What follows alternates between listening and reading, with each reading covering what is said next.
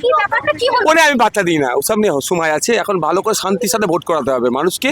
ভাঙড়ের মানুষের স্বাধীনতা ফিরছে, নিজের ভোট নিজে দিচ্ছে, এটা সব থেকে বড় আমাকে ভালো লাগছে। এতক্ষণ ভোট হয়েছে, একটা পর্যন্ত সেই ধরনের বড় কোনো ইনসিডেন্ট নেই, এটা হচ্ছে আমার বড় জয়। বারবার চেয়েছি ভাঙড়ের মানুষকে, বলেছি যে রাজনীতির জন্য তোমরা নিজেদের মধ্যে জড়াবে না হিংসায়, এটা আমার বড় জয়। দুই প্রার্থী মুখোমুখি একেবারে প্রায়। আপনাকে দেখে জয় বাংলা। ওটা নিয়ে আমি কিছু ভাবি না। বাংলার জয় হোক না, কে বারণ করেছে? কিন্তু চোরমুক্ত বাংলাটাও করতে হবে, তাই চোরমুক্ত বাংলা করার জন্য তো রাজনীতিতে এসেছি। হ্যাঁ, এখনো পর্যন্ত ঘুরে কি দেখলেন? শান্তিপূর্ণ ভোট? ব্যাপক ভোট হচ্ছে, কয়েকটা জায়গায় বিক্ষিপ্ত ডিস্টার্ব হচ্ছে, সেগুলো প্রশাসনকে দিয়ে আটকাচ্ছে। এখনো পর্যন্ত কটা বুথে ঘুরেছেন?